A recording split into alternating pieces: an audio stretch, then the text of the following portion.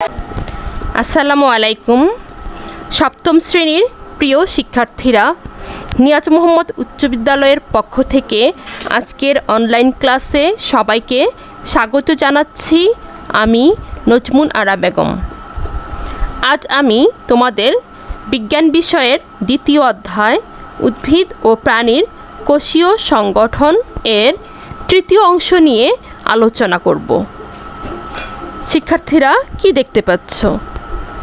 এখানে অনেকগুলো কোষ দেখা যাচ্ছে। একাধিক কোষ একত্রিত হয়ে আছে। এই দলবদ্ধভাবে অবস্থিত একাধিক কোষকে একত্রেই বলা হয় টিস্যু। আমাদের আজকের পাঠ উদ্ভিদ টিস্যু।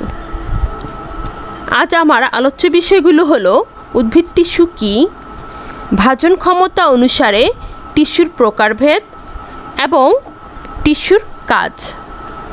প্রথমে আসি উদ্ভিদ টিস্যু। শিক্ষার্থীরা, জীবদেহ এককোষী অথবা বহুকোষী হতে পারে। এককোষী জীব একটিমাত্র কোষ দিয়ে গঠিত এবং ওই একটিমাত্র কোষ দিয়ে এদের পুষ্টি, রেচন, শ্বসন, জনন ইত্যাদি যাবতীয় জৈবিক কাজ সম্পন্ন হয়। বহুকোষী জীব অনেকগুলো কোষ নিয়ে গঠিত হয়। বহুকোষী জীবদেহ গঠনকারী টিস্যুগুলোর মধ্যে একদিকে যেমন শ্রেণীবিন্যাস ঘটে, তেমনি অপরদিকে শ্রম বিভাজনও হয়ে থাকে। সুষ্ঠু জৈবিক ক্রিয়া এবং সুষ্ঠু জীবনধারা রক্ষার জন্য বিভিন্ন প্রকার কোষ সমবেতভাবে বা একত্রে কাজ করার জন্য গুচ্ছাকারে থাকে। যখন উৎপত্তির দিক থেকে এক হয়ে কতগুলো কোষ আয়তনে ও আকৃতিতে অভিন্ন বা ভিন্ন হওয়া সত্ত্বেও যদি দলগতভাবে অবস্থান করে, একই ধরনের কাজ করে, তখন সেই দলবদ্ধ কোষগুলোকে টিস্যু বলে।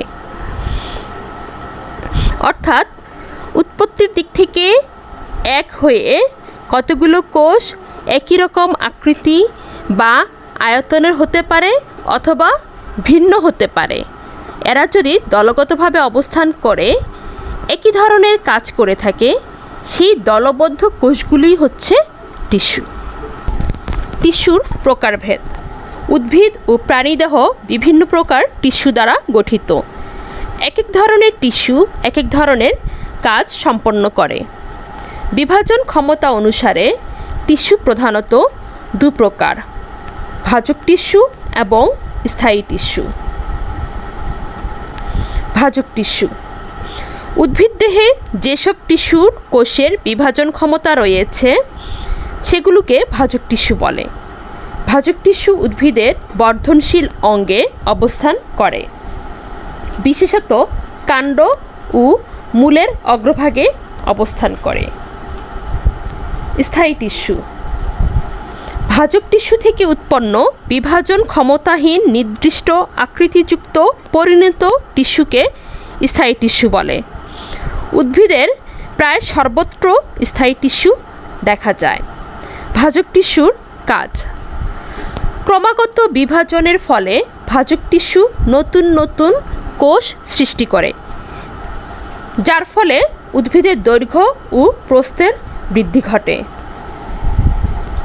এছাড়া ভাজক টিস্যু স্থায়ী টিস্যুর উৎপত্তি ঘটায়। স্থায়ী টিস্যুর কাজ। স্থায়ী টিস্যু খাদ্য প্রস্তুত ও পরিবহন করে। এছাড়া দেহ গঠন ও গাছকে দৃঢ়তা প্রদান করা স্থায়ী টিস্যুর কাজ। প্রাণী টিস্যু। আমরা কিভাবে হাঁটাচলা করি, কিভাবে খাবার খাই, কিভাবে শ্বাস প্রশ্বাস নেই, এই কাজগুলো ভিন্ন প্রকৃতির। আমরা পা দিয়ে হাঁটি, হাত দিয়ে লিখি, মুখ দিয়ে খাবার খাই, দাঁত দিয়ে খাবার চিবাই। এ সবগুলো কাজ করে আলাদা আলাদা অঙ্গ। এই অঙ্গগুলোর কোষের গঠন ও কাজ আলাদা। আমাদের দেহের হাড়, মাংস, মস্তিষ্ক ইত্যাদি অনেকগুলো কোষ দিয়ে তৈরি, যাদের গঠন ও কাজ ভিন্ন প্রকৃতির। বহুকোষী প্রাণীতে অনেকগুলো কোষ যখন কোনো নির্দিষ্ট কাজ করে তখন ওই কোষগুলিকে একত্রে টিস্যু বা কলা বলে। এসব কোষের উদ্দেশ্য এক হলেও এদের আকার, আয়তন ও গঠন ভিন্ন হতে পারে। এটা নির্ভর করে টিস্যু ও কোষের কাজের ধরনের উপর। প্রাণীদেহ বিভিন্ন প্রকার টিস্যু দিয়ে গঠিত। প্রাণী টিস্যু 4 ধরনের হয়ে থাকে। এগুলো হলো যোজক টিস্যু, আবরণী টিস্যু, পেশি টিস্যু এবং স্নায়ু টিস্যু। এগুলো হচ্ছে আবরণী টিস্যু, এগুলো পেশি টিস্যু, এগুলো যোজক টিস্যু এবং এটি হচ্ছে স্নায়ু টিস্যু। বিভিন্ন প্রকার টিস্যুর কাজগুলো লক্ষ্য করি। ভাজক টিস্যু ক্রমাগত বিভাজনের ফলে নতুন টিস্যু ও কোষ সৃষ্টি করে। স্থায়ী টিস্যু খাদ্য প্রস্তুত ও পরিবহন করে। আবরণী টিস্যু বিভিন্ন অঙ্গাণুকে আঘাতের হাত থেকে রক্ষা করে। যোজক টিস্যু দেহের আকৃতি দান ও চলাচলে সাহায্য করে। পেশি টিস্যু বিভিন্ন টিস্যুর মধ্যে যোগাযোগ রক্ষা ও সংযোগ সাধন করে। স্নায়ু টিস্যু বিভিন্ন উদ্দীপনায় সাড়া প্রদান করে। শিক্ষার্থীরা, আমরা বিভিন্ন প্রকার উদ্ভিদ ও প্রাণী টিস্যুর কাজগুলো লক্ষ্য করলাম। উদ্ভিদ ও প্রাণী টিস্যু সম্পর্কিত সংক্ষিপ্ত আলোচনা শেষে এখন মূল্যায়নের পালা। প্রথম প্রশ্ন, উদ্ভিদ টিস্যুগুলো কিভাবে অবস্থান করে? উদ্ভিদ টিস্যু দলগতভাবে অবস্থান করে। দ্বিতীয় প্রশ্ন, উদ্ভিদ টিস্যুকে কয় ভাগে ভাগ করা যায়? উদ্ভিদ টিস্যুকে 2 ভাগে ভাগ করা যায়। মনে আছে তোমাদের? ভাজক টিস্যু এবং স্থায়ী টিস্যু। তৃতীয় প্রশ্ন, উদ্ভিদ টিস্যুর কাজ নতুন টিস্যু উৎপন্ন করা, উদ্ভিদের দৈর্ঘ্য ও প্রস্থের বৃদ্ধি করা, রক্ত জমাট বাঁধা। সঠিক উত্তরটি হবে 1 ও 2 অর্থাৎ খ। এখন কিছু প্রশ্ন করছি, উত্তরগুলো মিলিয়ে নাও। উদ্ভিদ টিস্যুর প্রকারভেদগুলো কি কি? উদ্ভিদ টিস্যু বিভাজন ক্ষমতা অনুসারে 2 প্রকার, ভাজক টিস্যু ও স্থায়ী টিস্যু। কোন উদ্ভিদ টিস্যুর বিভাজন ক্ষমতা আছে? উদ্ভিদ টিস্যুর মধ্যে ভাজক টিস্যুর বিভাজন ক্ষমতা আছে। স্থায়ী টিস্যুর 2টি কাজ লিখো। স্থায়ী টিস্যুর কাজ 2টি হল খাদ্য প্রস্তুত ও পরিবহন করা এবং দেহ গঠন ও উদ্ভিদকে দৃঢ়তা প্রদান করা। ভাজক টিস্যুর 2টি বৈশিষ্ট্য বলো।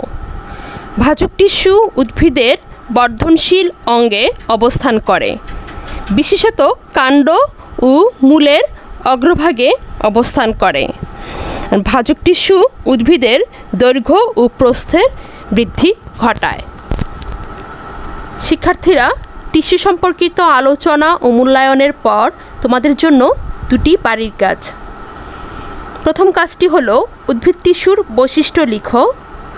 দ্বিতীয় কাজটি হলো ভাজক টিস্যু ও স্থায়ী টিস্যুর পার্থক্য লিখো। সবাইকে ধন্যবাদ আজকের এই অনলাইন ক্লাসে উপস্থিত থেকে আলোচনাটি শোনার জন্য। পরবর্তী ক্লাসের আমন্ত্রণ জানিয়ে আজকের মতো এখানেই শেষ করছি। আল্লাহ হাফেজ।